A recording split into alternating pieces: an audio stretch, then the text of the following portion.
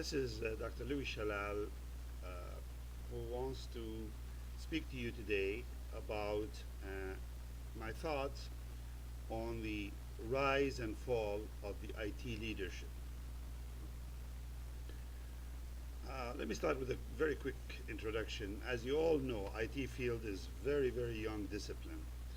It's been only the last 4 or 5 decades that we've seen the significant growth of the IT field. Uh, but nevertheless, it is fairly young if you were to compare it to other disciplines like finance, legal, public works, etc. Uh, these other disciplines, of course, have been with us for centuries.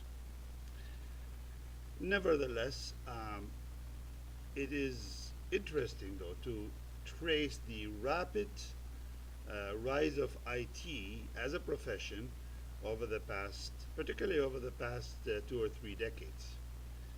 And with it, of course, uh, there was a rise in hopes and aspirations of IT leaders who are and were keen to play a very significant role in their respective organizations. I believe that some of these leaders managed to even take the CEO helm in their own respective organizations. That's how far the IT leaders have been able to prove their material.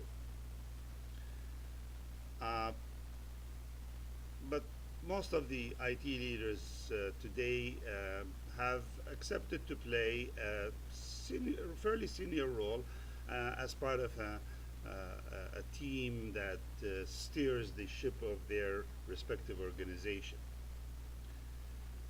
Um, as we all know, the journey to become an IT leader was not easy. Uh, it continuously demanded that these leaders acquire new skills and new perspectives, and uh, as a result, these leaders were entrusted to come up with uh, providing frameworks of how their organization can react to the ever-changing technology landscape uh, within which their organizations operate. In fact, CIO as a profession did not materialize until a couple of decades ago or so, and this happened when it became very clear to the CEOs of organizations that technology um, has become so important and it's playing such a significant role in innovating the organization that they saw the need for such a prime function, such a leadership function. And furthermore, CEOs realized that to remain competitive, they needed to uh, upgrade and maintain their business systems, which is the lifeblood of their organizations.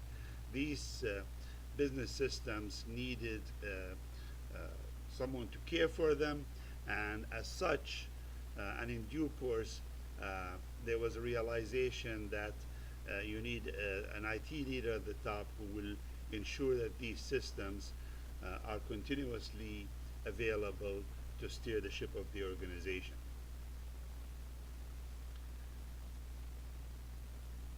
Now, what's happening is, of course, as a result, IT leaders built a significant amount of data centers, and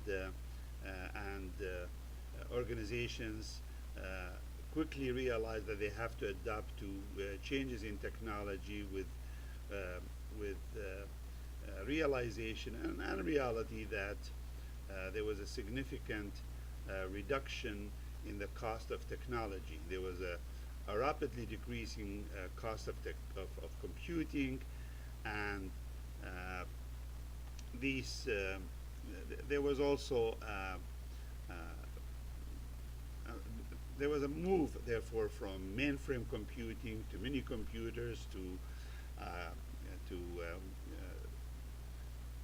distributed processing and client server architecture, which eventually led to cloud computing that we see today, and a hybrid of all the above.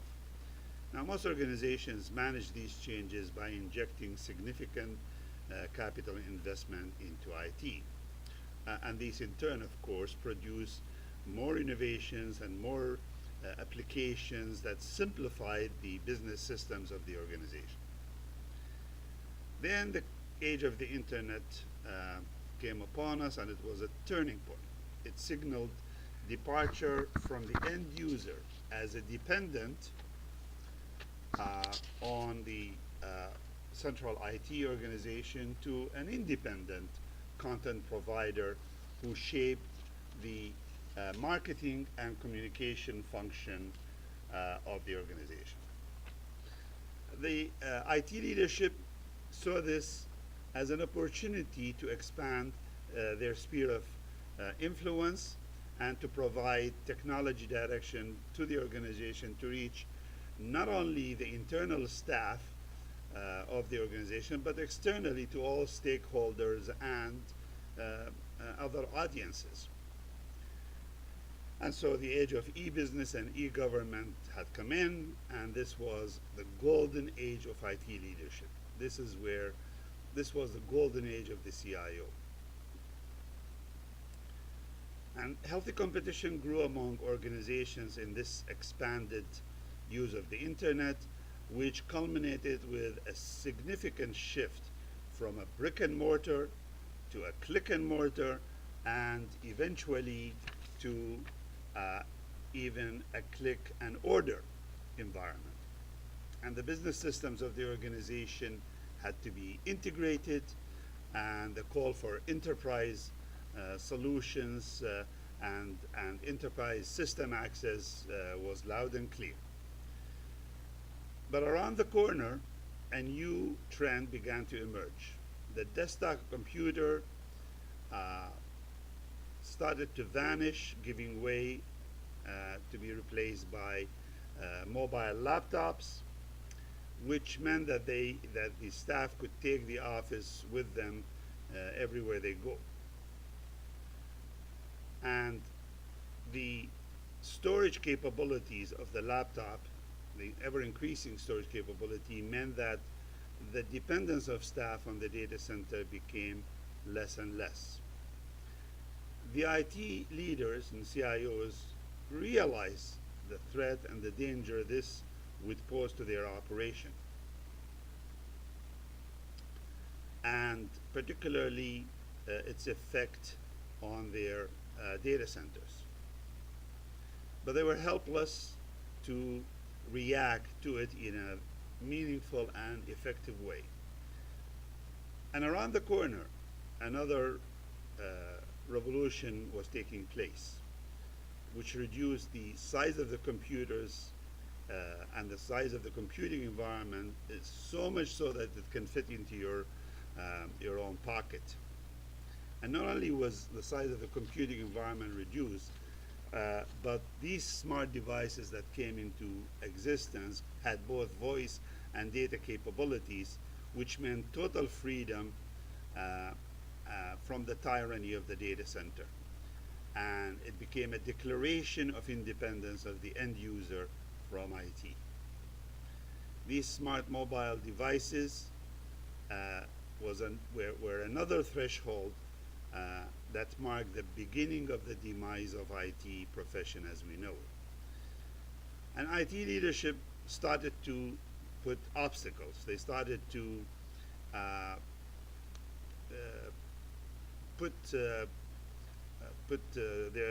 raise their horn about bring your own device dangers, but very uselessly. They blew the trumpet of security and fear of data leakage, but all these attempts were to no avail. End users became prime users, then they became independent users, and their relationship with the data center and with central ID became minimal. Interestingly enough, the operating departments to which the central IT was providing services, they too realized that they did not need central IT anymore for their daily functions and activities. And they have actually even options in certain agencies to have their own email. That was a prime function that central IT provided to them. In fact, most of the operating departments had their own IT staff performing some specific knowledge-based functions and of course deploying technology in the process. Then came the era of cloud computing, and the equation shifted uh, in terms of what the future means, totally in the direction of the uh, end user.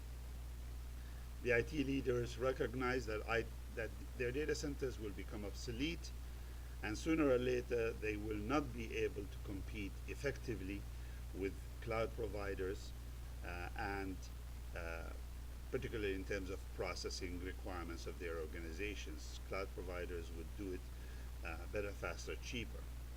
And the trends for the fall of the IT profession became apparent. I think it's easy to recognize these from these outlines what's happening. So the IT leaders need to focus on what does all this mean to them. Well, what will happen to IT leaders in the next decades?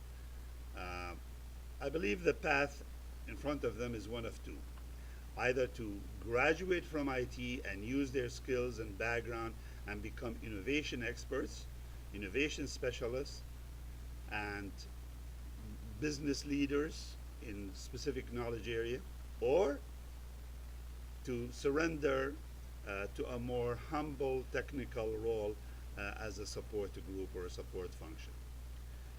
Their dream of being part of decision making on the decision making table will diminish, and the realities of the future means that there will be total personalization and decentralization of IT into operating departments, which will mean that these IT leaders will have a very secondary role in the organization. At the same time, I predict that there will be a significant rise in what I call knowledge leaders. Those are leaders, knowledge leaders, who possess not only knowledge of a specific discipline, such as finance, public works, marketing, communication, etc., but they would be coupled with a very significant knowledge or savvy in the technology area that will quickly raise their profile in the organization while eclipsing the role of IT leaders. So in other words, knowledge leaders will take over the IT leadership. And there'll be new disciplines will begin to emerge for technology leaders through that will be brought about by this changing IT landscape. And among these, I'll name just a few of these new horizons. There will be need for contract experts for cloud services. You need experts in mobile apps, particularly developing knowledge-specific mobile applications.